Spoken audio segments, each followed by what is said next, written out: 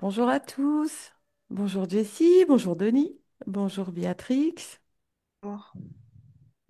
Je suis très contente d'être avec vous trois aujourd'hui pour cette exploration dont vous ne connaissez pas le sujet.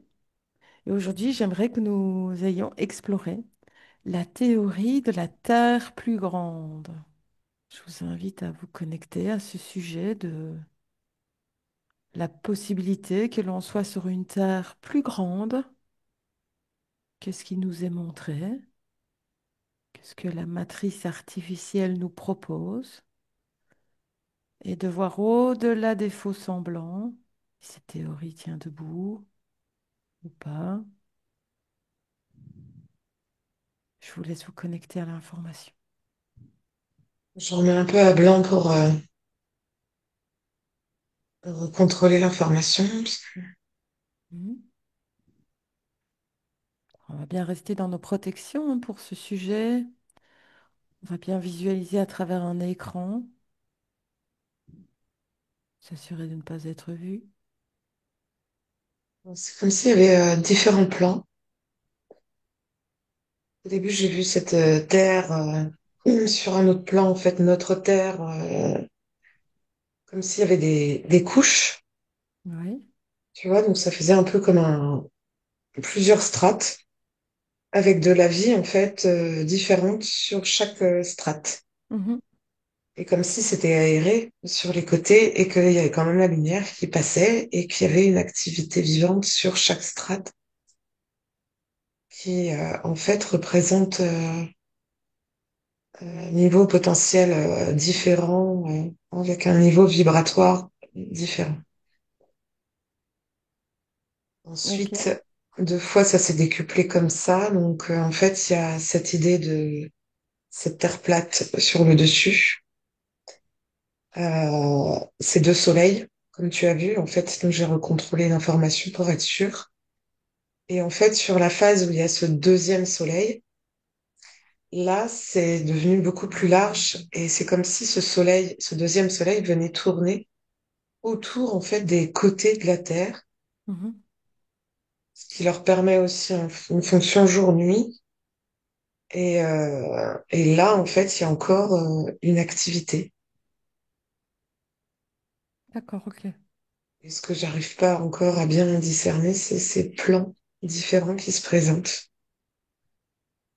Ok, bah écoute, je t'invite à voir, à sonder alors comment ce système fonctionnerait. Alors en multiplan, ce serait une seule et même Terre, mais divisée en multiplans. Ça veut dire que quoi, nous, on serait sur la partie supérieure en 3D et que plus bas sous nous se déploient d'autres plans. Enfin, plus bas sous nous, tu me comprends, hein, quand tu as fait le dessin avec tes mains là, ça voudrait dire que la Terre se prolonge, cette sphère se prolonge sur d'autres plans. Je te laisse observer plus en profondeur.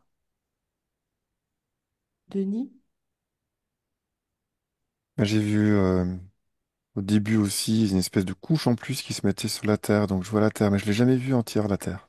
Donc je vois pas une sphère complète. Mhm, Je la vois en partie, comme si je mhm. cadrais sur une partie seulement. Je vois une couche en plus. Et donc, et en effet, comme si cette couche était habitée, c'était la Terre aussi, mais elle est à un autre niveau. Elle est moins physique. Ensuite, si je vois une espèce de calotte euh, sphérique, à un moment donné, enfin au bout de la... Ça se continue, pas en sphère, mais ça se continue, ça prend... euh, ça fait comme des vagues. Et donc c'est comme si ça partait, tu vois, en volute, en ruban, comme si ça se transformait. Et que ça... Comme si on était la 3D était limitée, Mhm. et que au-delà, on changeait de dimension. que ces perceptions, nos perceptions à ce moment-là, la perception de ce qu'on a, de ce qu'on sent comme quelque chose de solide, Mhm. se transformait et n'était plus d'actualité à ces endroits-là pour aller au-delà. D'accord. J'ai une Ok. espèce de transition dans quelque chose de beaucoup plus, je sais pas, qui part en volute. Ok. Donc ces volutes, j'imagine que Et si je regarde euh, avec mes yeux de 3D, c'est ça que je vois parce que je comprends plus ce que je vois en c'est fait. ça. Oui. Et ça se Ok. transforme. Ok. Ce que je te propose, Denis, c'est maintenant de dézoomer pour prendre de la hauteur, comme si tu étais dans le système solaire, mais beaucoup plus loin, pour voir la scène de loin. Et tu vas demander à voir dans la bonne dimension, si tu veux, pour pouvoir percevoir concrètement n'est peut-être pas le bon mot, parce que ce que tu vas percevoir n'est peut-être pas concret, matériel, mais je t'invite à dézoomer et voir alors ce qui se présente à toi. Ok, Béa? Moi, le terme que tu as employé, ça résonne pas du tout. Mhm, Pour moi, effectivement, si on change de plan, effectivement, bah, du coup, ça s'étire, ça s'expanse parce que, effectivement, les dimensions changent. mhm, Et donc, du coup, il y a des couches, effectivement, c'est ce que vous venez d'aborder avec Denis. mhm. Mais stricto sensu, tel que tu l'as abordé dès le départ, ça résonne pas du tout. Ok. Donc, en fonction de comment, effectivement, à quel endroit on se place, dans quelle dimension on se place, oui, c'est plus ou moins grand. Mais la On a- théorie elle-même, là, ce que tu as, pour moi, comment dire, C'est c'est- c'est du flop. c'est ça, ok. Donc ce que toi tu perçois aussi, c'est un petit peu comme des fois on dit que les espaces en intraterre sont des espaces énergétiques euh, qui ne sont pas là concrètement, mais qui sur une autre dimension sont là et sont très vastes. Ce Oui, serait un petit peu la même chose alors tout compte fait. oui. Ok, d'accord.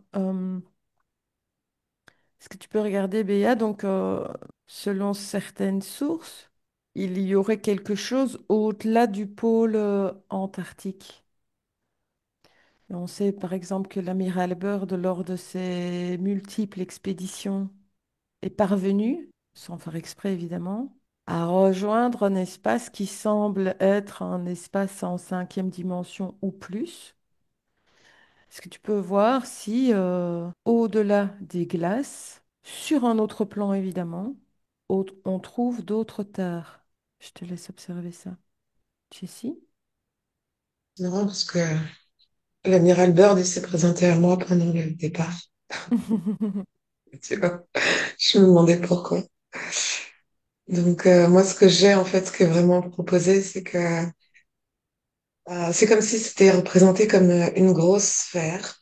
J'ai trois niveaux Ouais, avec qui me représentent, en fait, comme si c'était décomposé, avec trois niveaux fréquentiels différents. Donc, il y a le nôtre, ouais. avec notre soleil, euh, qui est en train de, comme un hologramme un peu, tu vois, il est en train de switcher un peu. Hmm, Il est plus aussi net qu'avant. Et en dessous, en effet, ça a l'air plus grand, parce que c'est comme si c'était la continuité de la forme ronde, c'est ça. mais c'est plus vaste encore. Et là, ce qui m'est proposé, c'est un niveau dimensionnel plus haut, fréquentiel plus haut, qui est en fait alimenté par ce deuxième soleil, qui donne en fait des fréquences plus hautes à cette couche-là. Quand je suis complètement sur ce niveau-là, je ne vois plus la surface de notre Terre. C'est-à-dire que ça me fait un champ de vision total sur ça, Oui, oui. qui est magnifique, luxuriant, qui n'a rien à voir avec des couleurs de ciel plutôt rosées que bleu comme nous on a. Enfin, c'est Mhm. plus du tout les mêmes conditions et je sens que là, ici, c'est vraiment plus sympathique pour vivre et ça vibre beaucoup plus haut en fréquence. Tu pourrais donner 7 minimum. Mm. Et en dessous, en fait, de ce monde où c'est très montagneux, enfin, voilà, c'est un endroit où tout le monde aimerait vivre, hein. Tu Et parles de la ensuite, troisième couche? la deuxième couche, celle Ah, qui ok, nous est d'accord. représentée au milieu, c'est voilà. Et après, en dessous cette couche, c'est encore une autre couche qui vient. Mhm, De là, cette idée de intraterre, tu vois, parce qu'on mm, descend, mais en fait, on descend pas vraiment. C'est tout est là représenté sur un même point de vue, mais c'est différent. mm, C'est des fréquences différentes qui se présentent. Et en fait, la dernière qui est tout en bas, et là, la lumière des deux soleils ne l'atteint pas. mhm, Et là, c'est plutôt une zone assez désertique, rocailleuse, un peu comme Fuerteventura ou Canaries, tu vois. C'est un peu plus lugubre, plus poussiéreux. Et donc là, ça vibre en plus basse fréquence, ce qui amène en fait à un niveau assez astral.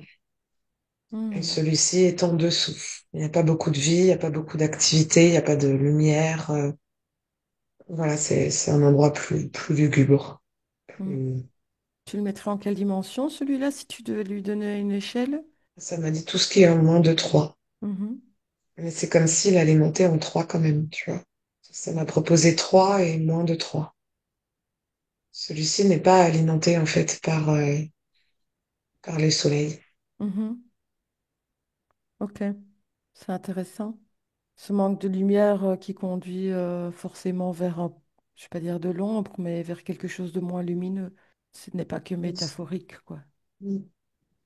C'est comme si c'était quand même une base, Mm, comme une croûte, tu vois, qui supporte mhm. le reste. Ok, Ah oui, il y a un système de geôlier en fait. Donc oui. la plus vaste en vrai, c'est la dernière, celle qui est non, sans lumière. Elle est encore un peu plus large. Ah, Et il y a d'accord. quand même un système de torus autour de tout ça, qui passe par notre pôle principal, tu vois, et ça tourne autour, ce qui maintient l'ensemble énergétiquement. Ok, Voilà. ok, merci. Donc, ok. Donc, pour reprendre, j'aimerais qu'on se concentre sur cette couche la plus lumineuse, ces grands espaces, la vie qui s'y passe. Comme je te disais, n'hésite pas à te présenter, peut-être demander l'autorisation pour ne froisser aucun être, ne pas rentrer en forcing, quoi, je vais dire. Et je te laisse explorer. Denis? Ouais. Alors, ce que je perçois, c'est que c'est comme si ce que je voyais, disons que tu prends la sphère de la planète et que tu l'éclaires avec, je vois plutôt une espèce de lampe de poche, mais une giga lampe de poche, et comme c'est Ouais. éclairé par une lampe de poche, c'est comme si c- cette lampe de poche, c'était ma conscience, et que donc je pouvais voir Hmm, ce que je suis capable de voir à mon niveau de conscience d'accord. actuel. Hmm, Et donc ça me fait un halo de perception, tu vois, autour de moi. Et donc je peux comprendre ce que je vois grâce à cet éclairage. d'accord. Et au-delà, c'est comme si, maintenant si je mets ça en 2D, c'est comme si j'avais une cible, tu vois, pour tirer à l'arc par Mhm, exemple, tu as mhm, un centre noir, ben là je vais le mettre plutôt clair, parce que c'est là que j'éclaire. Et puis j'ai tout de suite une lisière que je peux pas trop définir. Je crois qu'il y a cette lisière et après ça devient plutôt sombre. Je suis plutôt dans un niveau astral. Et après je sais qu'il y a d'autres niveaux. C'est comme tu vois les différents corps, les différentes couches. mhm, Mais là mhm, ça me le présente en 2D. Et puis si je perçois la planète, tu vois, en 3D, telle que on nous la représente par rapport à la perception que je viens de décrire, mhm. qui est plutôt liée à ma conscience, c'est comme un montage en fait. Ça me paraît comme je dirais comme un dessin d'enfant où il y a quelque chose de construit. Mhm. Mais ça ne me rapproche pas de la réalité. Ce que je perçois là, précédemment, c'est plus dans cette réalité. Et donc, à ce moment-là, quand tu parles, c'est vrai que c'est un peu comme ce que disait Béa sur la Terre plus grande, pas évidente, mais en tout cas, c'est là que ça m'amène. Ah, je ne vois qu'une fraction. Et donc, je pourrais pas voir la sphère totale, tu vois. Oui. Il y a quelque chose ouais, comme ça. Donc, ça paraît comme s'il y avait quand même bien des régions invisibles ou cachées ou dissimulées, c'est peut-être pas le bon mot, mais invisibles en tout cas. Oui, pour moi, pour que je puisse le comprendre plus facilement, là c'est en 2D, donc je suis entouré et c'est comme si nous étions entourés de ces régions Mhm. et qu'on était un petit centre, un espace qui est compréhensible pour nous, mais qui est limité. Et je peux le percevoir aussi si je mets un peu de, de relief. C'est comme si, quand je te parlais des différentes cibles, enfin des différents Oui. cercles de la cible, notre cercle il est à un niveau, et puis le cercle suivant est plus haut. Et c'est comme si ça fait une espèce d'entonnoir, tu vois, ou de vortex. Et que, je sais pas pourquoi, mais il y a cette idée d'empilement, mais de plus en plus large. Mhm. D'accord. C'est compliqué à faire la part des choses entre le réel, l'éthérique, le matériel. C'est ça, c'est comme si là, ça m'amenait à tenter de pouvoir cartographier toutes ces parties en quelque chose de simple, Mhm. de compréhensible. Mais D'accord. ça me dit surtout que je peux pas dire, je peux pas généraliser l'univers et comme je le vois localement. Je peux Ouais, pas dire qu'il est comme ça partout. Dès que je suis à une certaine distance, il n'est plus comme ça. ouais, ok. Et ce faisceau lumineux que tu projettes permet un peu de moduler ta perception. Tu peux agrandir le rayon du faisceau ou pas? Ouais, oui, c'est de la. Après, c'est de la conscience collective et il peut avoir une certaine dimension, mais à un moment donné, il ne peut plus, il ne peut pas aller plus loin. Mhm. Cette conscience collective, elle mélange connaissance et égrégore, je veux dire. Oui, connaissance, égrégore, expérience, D'accord. c'est tout ce qui tient comme, comme compréhension du monde. Et à un moment donné, Oui, elle est limitée. À un moment c'est donné, tout ce qui... elle se fragilise, quoi. Et en fait, c'est comme si la science, entre guillemets, tu vois, qui nous dit voilà l'univers, Mhm. faisait des hypothèses qui va au-delà qui traversent toutes les fragilités qui sont à la lisière de cette lumière de la Mhm. conscience collective, tu vois. Ouais, ouais. Ils dépassent, ils prennent Et- des risques en faisant ça parce que, enfin, des risques, il n'y a pas de risque à prendre parce que mange pas de pain d'imaginer comment le monde se trouve. Mais à un moment donné, oui, ça s'arrête, ça se fragilise, ça part, ça devient fragmentaire et Mhm. là, ça s'arrête, quoi, ça ne tient plus. D'accord. Ok. Denis, alors je t'invite, comme Jessie, à éventuellement changer de fréquence pour pouvoir visiter euh, la fréquence supérieure, je veux dire, de ce monde et voir ce qui se présente à toi. Ok. Bien. Moi, je me suis retrouvée projetée dans une espèce de spirale Mhm. et j'ai atterri effectivement au palier dont parlait Jessie, le Mhm. palier numéro 2. D'accord. C'est- Et, ok. Et quand tu dis je suis emprunté une spirale et j'ai atterri là, et moi je t'ai fait partir d'une question qui parlait de l'Antarctique. Que se trouve-t-il au-delà de l'Antarctique? Est-ce que tu penses que c'est de là que tu es parti? Oui, c'est un passage. Mhm. C'est comme c'est entre le vortex et un trou vert, quelque chose comme ça. D'accord, c'est vraiment la même chose que décrit l'amiral Byrd, hein. Donc c'est semble être une porte ou un portail qui permet justement à qui vibre suffisamment rejoindre Tu rentres ces comme espaces. c'est comme si c'est un tunnel. Euh, ouais, c'est comme un tunnel quoi, où tu rentres dedans et comme dans les métros là où ça avance tout seul quoi. Mhm. Et ce tunnel que tu décris, il existait en physique ou c'était énergétique? Moi, c'est ce que j'ai perçu, c'est énergétique. Ok, ça te dit d'explorer un petit peu l'endroit où tu es? Mhm. Ok, super. Bon, je te laisse alors. À tout à l'heure. Jessie? Oui, donc C'était avec l'amiral Byrd. En effet, on rentre par ce pôle. Il se trouve être le centre du Thor, donc c'est vraiment un grand portail assez facile d'accès. Là, je suis arrivée d'abord dans la glace, des espèces de montagnes glacées, bleues et énergétiques et blancs, assez lumineux. Mhm, Et puis après, ça m'a emmené en fait sur cette terre-là où tu sens que c'est en paix et en harmonie, c'est vachement plus lumineux que chez nous, comme s'il n'y avait pas de traces vraiment de points négatifs ou de lourdeur comme on peut sentir énergétiquement sur notre terre 3D.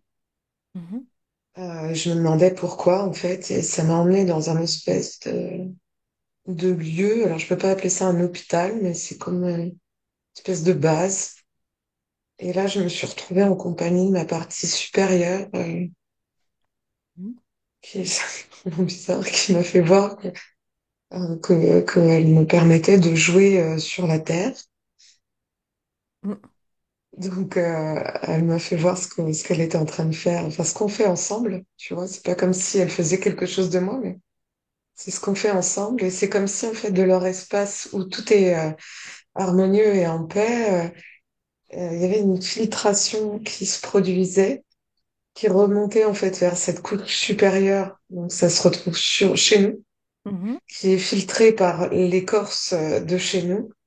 Et comme si, en fait, on était là pour nettoyer cette écorce terrestre pour dégager en fait et au bout du bout en fait annuler cette couche Cette, extérieure. cette séparation. Ouais, c'est comme si on était un filtre, tu vois, de trucs. À impureté, quoi. Ouais. Voilà, c'est un filtre à impureté. Et donc je me voyais sur la terre en train avec d'autres en fait, en train de purifier comme des petites toupies qui tournent à des endroits, tu vois, purifier en fait notre écorce. C'est bizarre, hein, mais voilà. Donc, je suis toujours restée très neutre pour pas. Et donc, je me suis demandé, mais d'où elle arrive cette impureté, puisque eux, ils sont clean. Et ça m'invite quand même après à aller voir le niveau inférieur. Donc, c'est comme si ils récupéraient du niveau inférieur, donc cette couche astrale terne, que ça passait comme dans des tuyaux pour pas que ça les pénètre trop, tu vois, et que ça ressort sur cette couche extérieure qui est là Mm. pour C'est comme si nettoyer. ça empruntait le chemin central du tort, quoi. Donc, cette couche vraiment moins pure dans le bas remonte par le centre du tort pour arriver chez nous. Euh, Alors, je vois plutôt que ça descend de ce tort, tu vois. Ça tourne plutôt comme ça.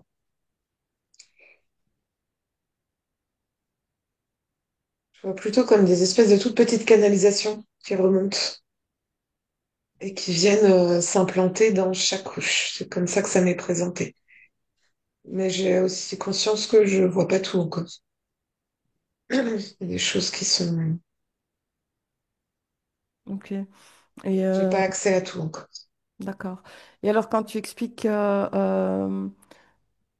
ta partie supérieure te montrait hein, que faisait remonter des informations ou des choses, peut-être des codes, j'en sais rien, des fréquences, des vibrations vers notre couche pour que nous puissions purifier cette couche pour qu'il n'y ait plus cette séparation. Est-ce que tu peux regarder si cette séparation a toujours existé? Est-ce que ce serait peut-être pour revenir comme avant ou voilà, est-ce que tu peux voir avant? Si cette séparation existait déjà dans un temps très reculé, sur une autre ligne de temps, je ne sais pas, regarde et on va aller voir si ça a toujours existé. Denis? Donc j'ai toujours je pars de là où j'étais avec cet halo de lumière où je vois les choses, où je perçois les choses, donc qui peut être l'éclairage de l'inconscient collectif ou de la conscience collective, je sais pas. Au-delà, pour moi, c'est noir, c'est l'astral et qui nous observe et qui vient se nourrir à la lisière ou vient jouer avec nous. C'est assez dur et quand tu parlais à Béa, à un moment donné, je me suis laissé aller plutôt à l'intérieur. À l'intérieur, j'ai traversé cette partie pour rentrer comme si je rentrais dans le centre de la Terre et là, je me suis retrouvé dans un espace aussi très beaucoup plus serein. Je Mhm. suis au pied enfin, je suis dans le sable. Il y a une espèce de lac. Puis je vois deux êtres qui arrivent, qui m'accueillent. Mhm. Et là, je peux me souvenir que ce que j'ai perçu précédemment, c'est vraiment c'est du dur, hein. C'est la vie ici que l'on vit par rapport à ce point de vue-là. J'allais dire ce cinéma ou tout ce montage, cette pièce de théâtre, c'est très violent, c'est très dur. Mhm. Euh, Par contre, c'est comme si je vivais le mythe de la caverne Oui, de oui. Platon et Mhm. que au-dessus, ce que je voyais au départ, c'était la projection Oui, et que tout à là, je fait. suis dans le point de vue d'être sorti de la caverne avec eux. Et bon, il y a un sentiment de grande paix, de grande quiétude et Mhm. de distance Mhm. par rapport à ce qui se passe. Et ces êtres qui t'accueillent, quelle est leur réaction de te voir débarquer là? Euh, Ils m'accueillent positivement Mhm. et ils me font asseoir, tu vois, entre eux comme pour m'expliquer comment ça se passe, Mhm. pour me permettre bah, d'intégrer cet état d'être, cette quiétude qu'ils Mhm. habitent et qui devrait être notre état d'être naturel. Mhm. Oui, ok. Et est-ce que tu pourrais dire que ce sujet d'Explo, que j'ai nommé la théorie de la Terre plus grande, mais qui ne vibre pas, on a bien compris, hein, comme bien l'expliqué, cette Terre plus grande, comme Jessie l'a expliqué, et toi qui es là visiblement en intraterre, est-ce qu'on peut dire que c'est la même chose? Ouais, oui, c'est la même chose, sauf que quand on parle de la Terre plus grande, on croit qu'elle est, elle est plus grande géométriquement, alors que c'est pas ça. D'accord. C'est pas, on change on change de niveau, on change de Mhm. dimension, donc la dimension géométrique n'est valable que dans notre dimension.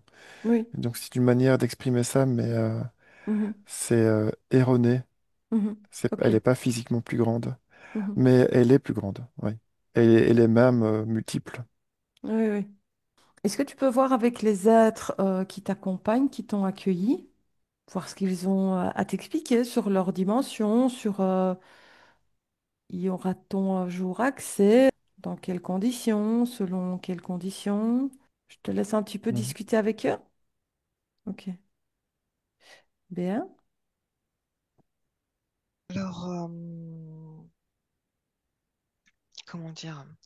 En fait, j'ai la sensation que voilà, je suis dans un espace qui est en même temps dans plusieurs en même temps. C'est comme si je pouvais passer d'une poche à une autre assez rapidement en fait. Oui. Donc du coup, effectivement, c'est comme s'il y avait aussi des passages entre d'une poche à une autre. Mhm. Et donc du coup, ben, chacune a un peu sa couleur et sa spécificité, un petit peu sa tonalité. Mais c'est toujours effectivement des espaces de quiétude, de sérénité, de légèreté. Mhm. Et c'est vrai que cette histoire de caverne miroir, effectivement, on est dans la caverne, mais en fait, on est du bon côté du miroir, quoi. Alors que on croit que c'est projeté, mais non, c'est l'inverse. C'est notre réalité, effectivement, qui est projetée quand on est dans cet endroit-là, en fait. Oui, ok. D'accord. Quand tu dis on est du bon côté du miroir, c'est l'espace que tu visites actuellement est le bon côté du miroir et notre réalité de tous les jours est la réalité projetée du miroir, quoi. Oui, alors que finalement, on est dans la grotte, alors que ça, ça prête un peu à confusion. Mais, et j'avais la sensation qu'on pouvait, ce torus, il est déployé vers le haut et vers le bas, et que Mhm. là, c'était la partie sous-jacente in- interne. Et j'ai la sensation qu'il pourrait y avoir la même chose dans la partie atmosphérique. D'accord. Pour atteindre d'autres espaces exogènes, tu veux dire? Oui. Que dans le torus, il y a la partie intra, mais il y a la Oui. partie aussi supra, peut-être, on Oui. peut dire ça comme ça, D'accord. et que il y a, j'ai la sensation qu'il y a avec l'expansion du taux vibratoire de la Terre, qu'il va y avoir aussi la stabilisation de poches aussi dans l'atmosphère. Hmm. C'est dans une qu'il peut y avoir aussi voilà, Qu'est-ce que ça pourrait donner, ça? Est-ce que je, tu peux je sens essayer la possibilité d'espaces voilà, qui soient pas à l'intérieur, mais Hmm. plutôt à l'extérieur. Comme si ça pourrait être, je vais pas dire des mondes suspendus, mais un peu dans l'idée. Oui, c'est ça. Que ça pourrait être tout à fait envisageable dans ce sens-là aussi. Ok, intéressant. Des, des, des poches célestes, on va dire. Alors que là, on est en intraterre. Donc, du coup, le côté intraterre, c'est vrai que c'est beaucoup plus stable Mhm. et préservé. Et sur le dessus, ça serait plus. Voilà, il faudrait une stabilisation. Voilà, mais ça, c'est envisageable. Mhm. Ok. Ce que je te propose, Béa, c'est de rencontrer un être qui a des connaissances sur notre condition de vie et de voir avec lui, selon lui, si la connaissance de notre grille matricielle artificielle et s'il a des connaissances sur son pourcentage de dissolution. Est-ce que ça va pour toi? Mhm, Ok. Jessie? C'est donc cette partie. Alors moi, je suis toujours en dessous. En fait, je suis ma partie supérieure. Quelque part, j'ai envie de dire que c'est comme si on avait créé cette plateforme au-dessus de nous, puisque elle est moi et je suis elle. Euh, et donc c'est une expérimentation pour la création en accord avec la densité. Mhm. Comme si on avait envie de matérialiser les choses, de les rendre plus denses, palpables, enlever ce côté éthéré. Et D'accord. donc l'homme fait partie de cette création. Donc, le but était de voir comment l'être pouvait se comporter de manière autonome avec cette densification. D'accord. Et l'idée était vraiment de se comporter de manière autonome, ça, c'était important. Et donc sur cette couche terrestre, qui est la nôtre, hein, du coup, on vient expérimenter la densité et comment encore euh, vivre dans toute cette harmonie, comment on se débrouille de manière autonome. Mhm. Et donc de là, c'est pour ça qu'on a oublié qui on était, d'où on venait. Mhm. Oui, oui, tout à fait. Et donc tout ça, et alors donc quand l'involution, on va dire ça comme ça, est venue mettre son grain de sable, c'était prévu ça? Qu'on se fasse Vraiment, polluer? pas vraiment. D'accord. Mais ça faisait D'accord. partie de toute façon quand même de l'expérience et ça a été laissé faire parce que faisait de toute façon quand même partie de l'expérimentation. De manière autonome, ouais. C'est vraiment ça qui est rappelé Ok. encore. Mhm. Et comme pour ma partie supérieure qui est en bas, pour elle, c'était un jeu, donc elle savait que quelque part, il n'y avait pas de risque Mhm. direct. D'accord. Et l'idée, c'était de recréer encore un contact plus fort. Et ils se sont dit peut-être que justement, ça va décupler des capacités, de la force, une connexion. Et c'est ça, en fait, dans l'espoir que quelque part, nous, d'en bas, de manière reproduite, de manière plus dense, on allait aussi pouvoir avoir toutes ces facultés en Mhm. nous. Ok. Donc, ça demande de réintégrer aussi dans le corps. Je vois qu'il y a des processus qui sont mis en place actuellement. Oui. Et ça demande de réintégrer en fait toute cette puissance à partir de notre densité physique. D'accord. Et d'après ta partie supérieure, je vais te laisser un petit peu voir avec elle. Bah, justement, quand ce jeu, cette expérience sera finie, est-ce qu'elle a une idée? C'est toujours difficile de poser une temporalité.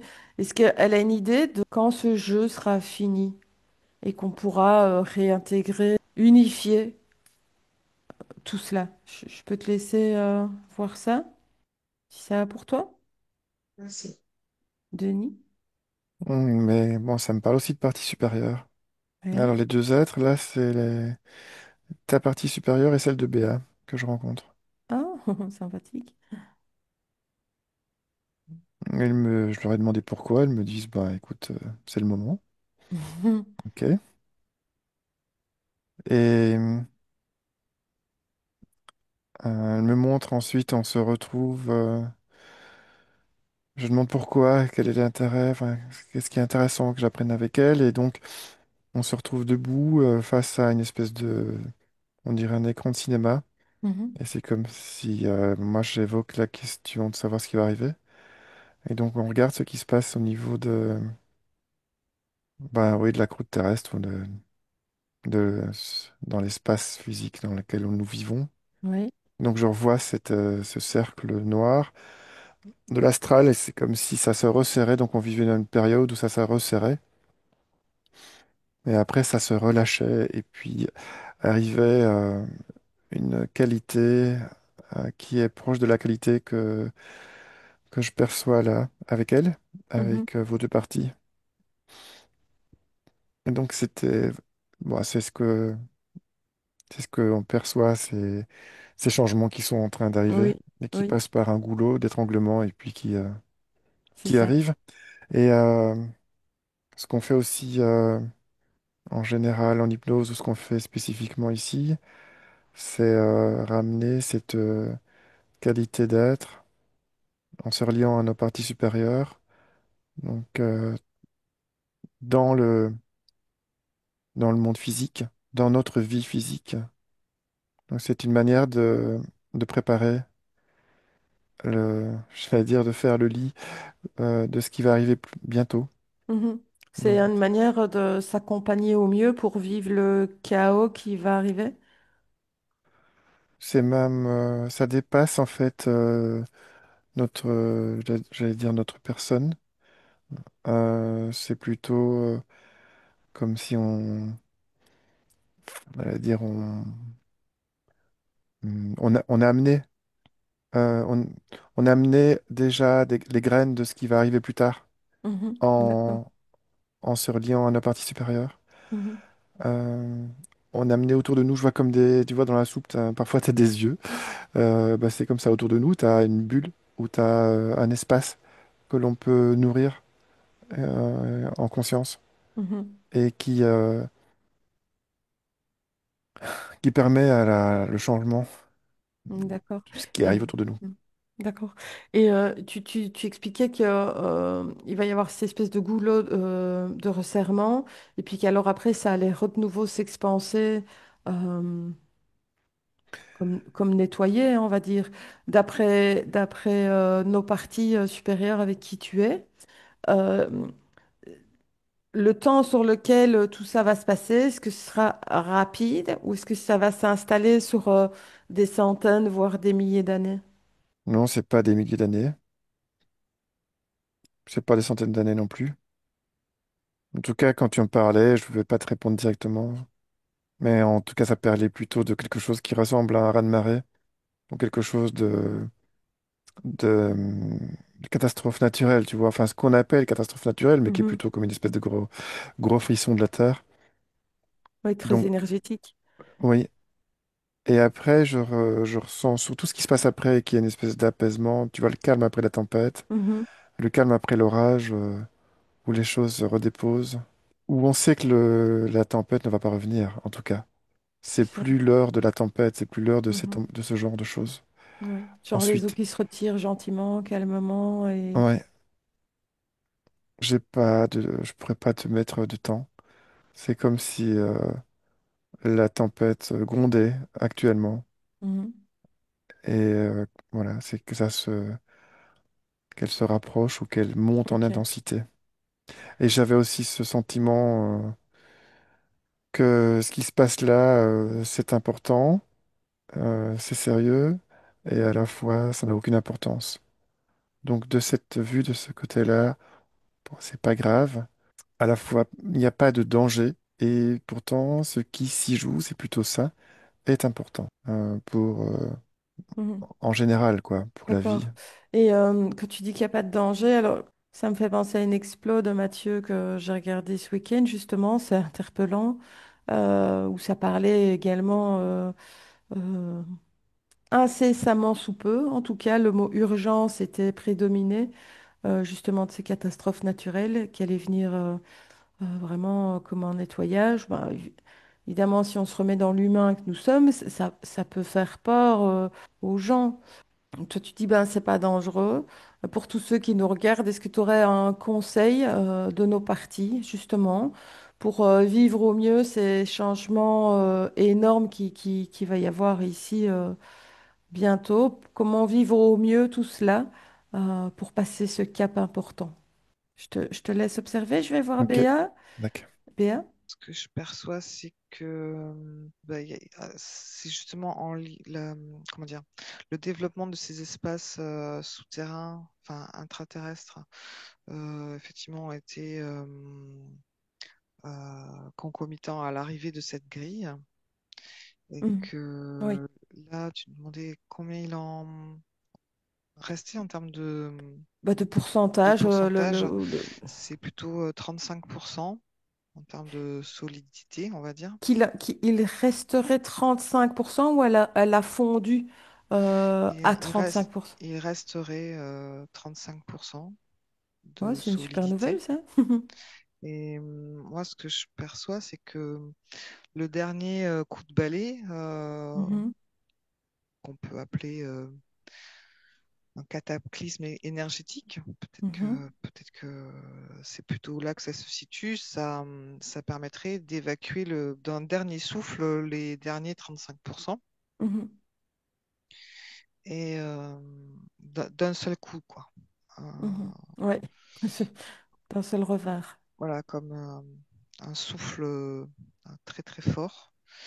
Euh, et qu'à partir de ce moment-là, effectivement, ça permettrait que les densités s'interconnectent et que donc qu'il n'y ait plus comment dire, de segmentation entre ces poches C'est ça. et nous, en fait. Ouais.